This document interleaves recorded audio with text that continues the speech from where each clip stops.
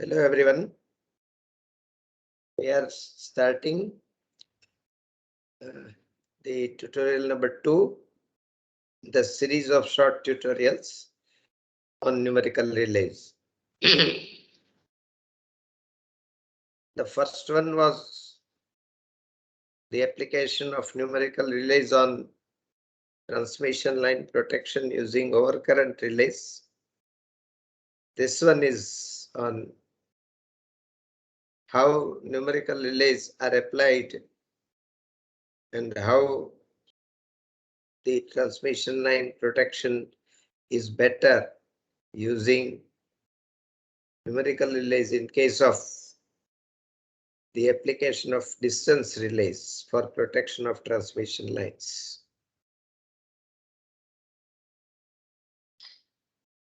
The main problem with the distance protection is there are many problems in distance measurement. That means the distance from relaying point to the fault point is not correctly measured, and that leads to error. So often it may lead to underreaching and overreaching of a relay. So how these problems of distance measurement are addressed by numerical relays, that we would like to see. The first problem is fault resistance, because the fault is not like that only. The resistance in the fault path is included. So from relay to fault point is a real distance, but the relay measures that impedance relay to fault point plus the resistance of fault. So what happens is relay measures more impedance than what actually it is. That means the relay underreaches.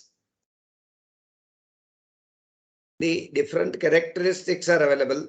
The impedance characteristic, mho characteristic, reactance characteristic, which were available in the earlier days. Reactance relay is fully immune to the problem of fault resistance. Yes, very nice characteristic. But the problem is it is highly prone to the problems of overloads and power swing. And it is not a closed characteristic. Therefore, the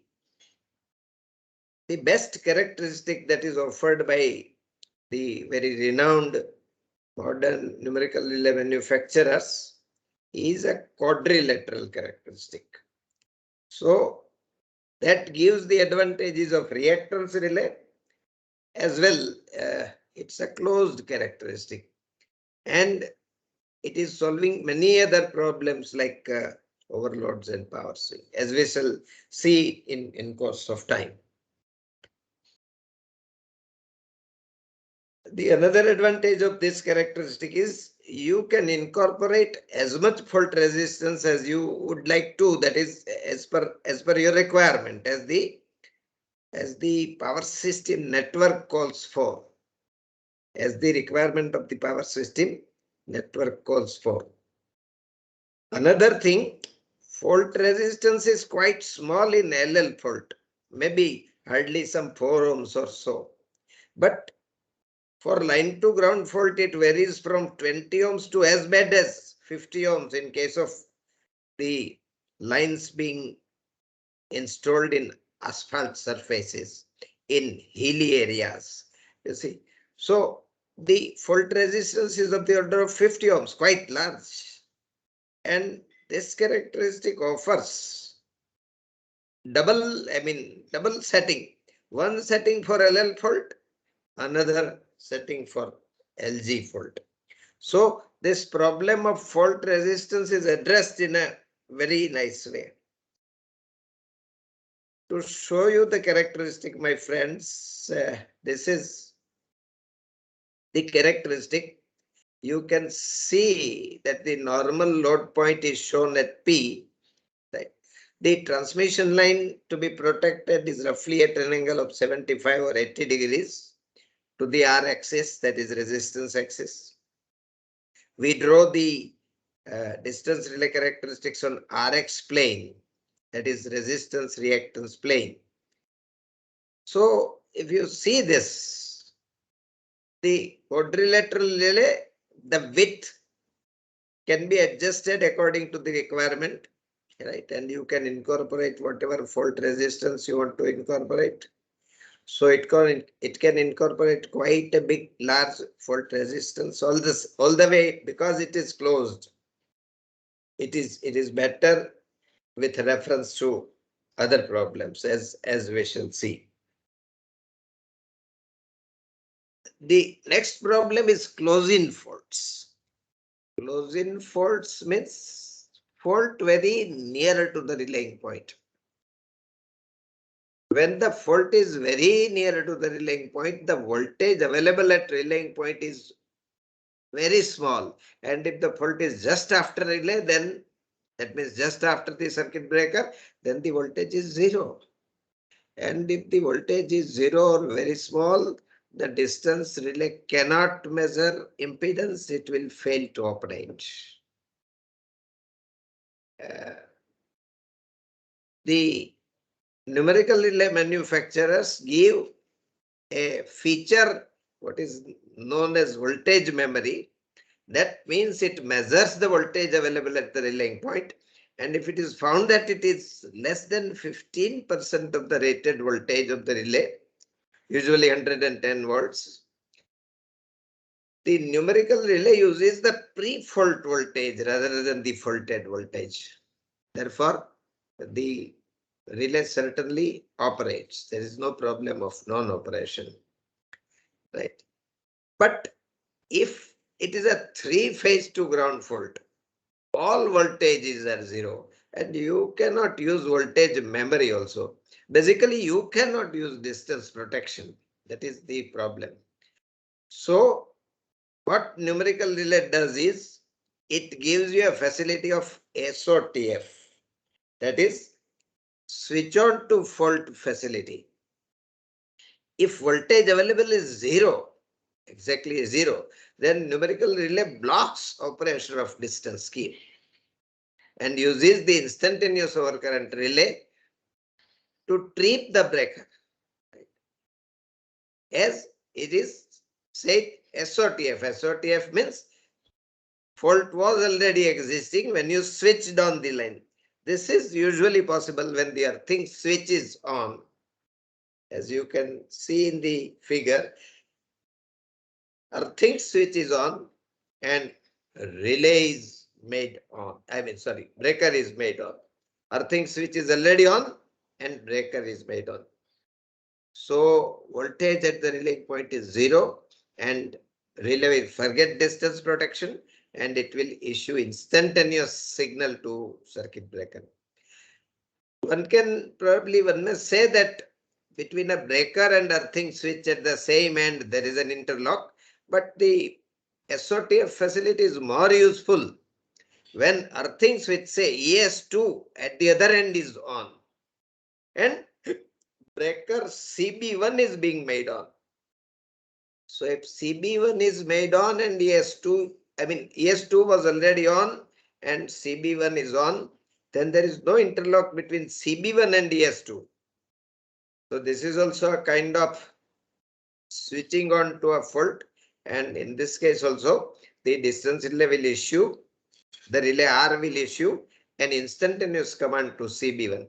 Try to appreciate that this ES2 is not going to be in first zone. So otherwise the relay would have operated in second zone, which is a time delayed operation. You see, once we know that the fault is already existing, why to go for time delay? So this is a very important advantage of the numerical relays. So what I'm trying to tell is, the numerical relays have changed the complete quality of protection. Complete quality of the protection. Not only that, it has added a third dimension to the protection. It has changed many fundamentals, or so to say, many uh, setting calculation methods also in the protection of transmission line. Not only that, it has made the protection very fast, very quick, very sensitive, very accurate, and all over that, as we discussed in last tutorial, it gives us the power system available for more time. The next problem is overload, right? When the line is when the line is overloaded, the load point will enter the third zone. So this is what we were seeing, that when the line P is a normal load point, usually at an angle of some 36 degree, our normal power factor is 0.8, 0.85, 0.9, which will be in the range of 36 degree. So point is there, very far off from the characteristic. But when the line is overloaded, you see, when the line is overloaded, voltage is constant, more or less. Current increases. Therefore, the locus of overload is as shown. Point P comes nearer to the characteristic. And if it enters the characteristic, then the relay will operate and the breaker will trip, which is wrong because it was not a fault, it was an overload. And transmission line can be overloaded to a very large extent, maybe as bad as 200%. Because you see, what kind of insulation is there which is going to be damaged because of overload? Basically, the problem with overload, when we talk about overloading the induction motor or when we talk about overloading the transformer, problem is damage to insulation. Here, insulation is air and insulation is porcelain. Both of them have got very high temperature withstand capacity, and air in any case is going to go away. When it is going to be heated, it will go away and new fresh air will come. So overload is not a problem. It's not a big problem, but relay should not maloperate. As we were telling in some of the webinars, the big shutdown, the big blackout, big cascaded tripping occurred in northern and northeastern region was because of load encroachment, was because of overloading. So how this quadrilateral characteristic gives us the advantage of the overload. So you can see, you can compare different characteristics. Locus of overload is shown. One can easily see that the overload will first enter reactance characteristic. Reactance is the worst, which is the best with reference to fault resistance, is worst with reference to overload. Number two, it will enter the impedance characteristic. Number three, it will enter the mho characteristic. So mho is obviously better than impedance, but the quadrilateral is the best because there is a kind of notch, as you can see, and for the relay to operate, it has to enter the complete characteristic. So the quadrilateral characteristic, and quadrilateral characteristic cannot be built up in electromagnetic relays. It cannot be built up in static relays also. My great guru Dr. Date had done that using a 3-input distance relay, static distance relay. But that characteristic was also not this complicated, which now modern manufacturers like ABB are offering. It was a simple polygonal characteristic. But however, he was a mastermind and he could develop a quadrilateral relay using 3 inputs rather than 2 inputs. One can see that the quadrilateral characteristic is better with reference to power swing also, because the locus of power swing also enters the quadrilateral characteristic the last. So if you just see, another important thing with reference to quadrilateral characteristic is this, that point P moves towards characteristic, and when it crosses P dash, extended line, then the alarm will be sounded, letting the operating staff know that there is an overload. There is overload going on, so that he can take actions. Tripping will not there. Tripping will not be there. Tripping will be there only when the overload characteristic crosses P double dash. That is when it enters the characteristic. The shaded area is characteristic. So this is very important. So the loadability of the line is much better using this quadrilateral characteristic. So the problem of overload, right, in which we would once again conclude that the quadrilateral characteristic is the best characteristic. The another important thing is monitoring of current and voltage measuring circuits. You have to monitor both. Particularly in voltage circuit, the PT secondary fuse may blow off because of short circuit in PT, and that leads to maloperation of distance relay, because distance relay will get wrong voltage. There was no fault and there was a wrong voltage. So how does the numerical relay address this problem? As far as current measuring circuit is concerned, there is a possibility of open circuit or short circuit in CT secondary terminals. So what does the numerical relay do is, the current measuring circuit monitoring function is enabled when the current exceeds 0.125 IN, where IN is the nominal CT secondary current, 1 ampere or 5 ampere.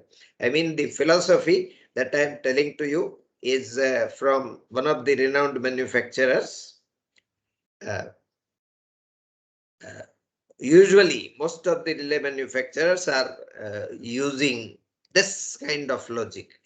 So, if the current exceeds this value in any one phase, right, then the current circuit monitoring function is enabled.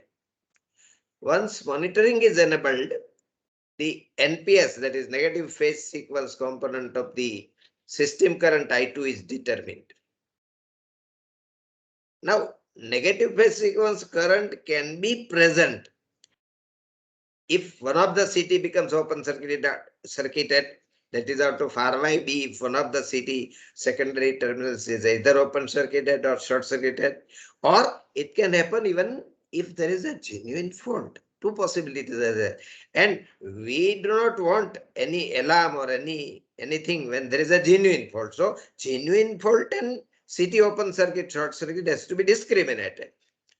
So what we do is, this value of I2 is divided by maximum phase current IP max.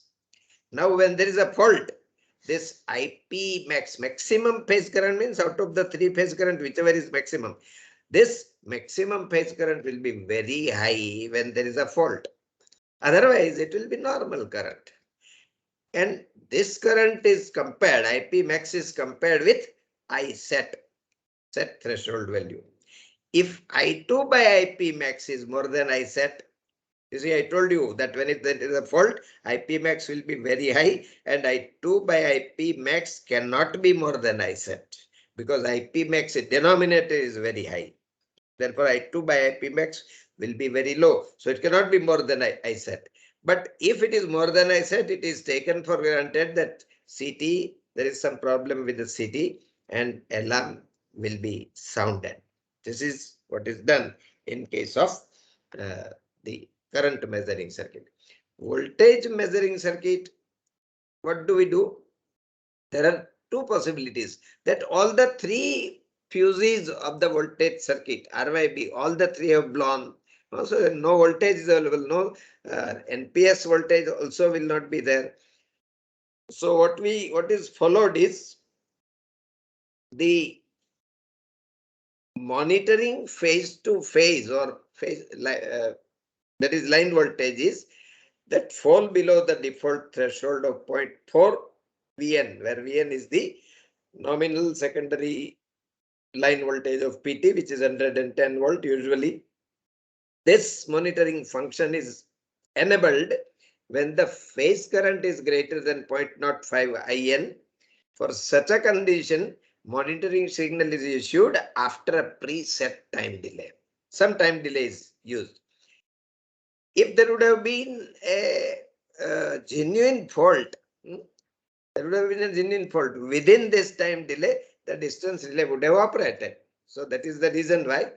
So this monitoring function is for probability of melting all three-phase fuses in PT secondary circuit, and time delay is for allowing the distance relay to operate for genuine fault. Now, if there is one of the fuse blows, then what do they do? Monitoring the negative phase sequence component of phase to ground or phase to neutral voltages, and monitoring is enabled when one of the three phase to ground voltage exceeds 0.7 Vn by root 3. I mean, one of the relay manufacturer uses this figure. In addition to this criterion, a minimum current having a default threshold setting of I greater than 0.05, that is 5% IN, is used as enabling criterion. If there is an enable, the negative sequence component of the voltage is determined, because when the fuse blows, there will be negative sequence voltage. No doubt, when there is a genuine fault, then also there will be negative sequence voltage. Now, these two have to be discriminated. This value is compared with the default threshold operate value 0.2 Vn by root 3. Also, NPS component of the current is measured. You see, if there would have been genuine fault, current, NPS current also would be present. Now, what do they do? If V2 is more than 0.2 Vn by root 3 and I2 is 0, that means no negative sequence current. That means there is certainly fuse failure. A monitoring signal is issued after the preset time delay. If one of the monitoring functions described operates, distance protection is blocked, and the device, that is a relay, switches over the backup over current time protection. Very, very, very interesting logic to look into CT and PT measuring circuits. The last one we will take series compensated line. See, when you use a capacitor, series capacitor, I am not talking about shunt capacitor, series capacitor, then it increases the power to be transmitted from one place to another. Right? If it is a very long line, then XL is large, but if XC is added, then the electrical length of line gets reduced. The regulation is better, voltage profile is better. You can transmit more faulted power without the system getting out of step. You can transmit more normal power also. There are many advantages of series capacitor. But our problem of protection engineer is, because of series capacitor, the relay overreaches. And it is not only a series capacitor that has to be used, but we have to use many other equipment with that. If I'm using a series capacitor, then across that I have to use MOV, metal oxide varistor. Now, when normal current is passing, it's okay, but when fault occurs, value of IXC, I times XC will be very large, voltage across capacitor very large, and it's quite possible that the capacitor will be damaged. Therefore, MOV partially shunts the capacitor. It reduces the voltage across the capacitor. It's a varistor. It's a metal oxide varistor. That means its impedance is variable. For lower voltage, it offers very high impedance, practically open circuit. And for very large voltage, practically short circuit. Not only that, but because of MOV being conducted for a very large fault current, MOV also can be damaged. Metal oxide varistor also can be damaged. So triggering spark gap protects the MOV also. And during light load period or no load period, if you want to bypass capacitor, you have to use bypass circuit breaker. So this whole thing is a complete requirement of the capacitor. And now when the fault occurs, our problem is that if the fault occurs beyond capacitor C, R1 will feel it nearer because XL plus XC, or so to XL minus XC, the impedance is less, fault is away, but fault will be seen nearer. Now, to what extent it will be seen nearer, nobody knows. Because to what extent MOV will conduct, nobody knows, right? If it is a very high current fault, double line fault or triple line fault, capacitor will be practically shorted, MOV will fully conduct, right? And then there is no overreach because capacitor is out of circuit. But for line to ground fault, that is for low current fault, MOV will conduct partially and the relay R1 will overreach. And the percentage overreach, to what extent it will overreach, that is unknown. So the whole thing is quite complicated. The whole area is under research, right? And therefore, if I show to you the graphical representation, the Z seen will be somewhere on the semicircle that is shown. OZ dash is for a very high current fault. That means relay practically does not overreach, but OZ double dash is for very low current fault. In between, it will be on a semicircle. And therefore, you see, to what extent it will overreach, that has to be measured properly. People have tried many things, right? People have tried. By now, people are trying different things. People are measuring the uh, harmonics, because if capacitor is in circuit, with reference to whatever amount of capacitor is in circuit or capacitive current portion is in circuit, the harmonics are different. The number of harmonics are different in both the case, whether capacitor is in circuit or not in circuit. Similarly, the DC offset will be different when the capacitor is there or not. So based on that, people are trying to apply the correction factor, and people are trying to measure the correct impedance. So that's all going on in the research area, friends. Therefore, with that, I come to an end of discussion of the use of numerical relays in case of distance protection. Please stay tuned to Adapt Me on the subject of power system protection.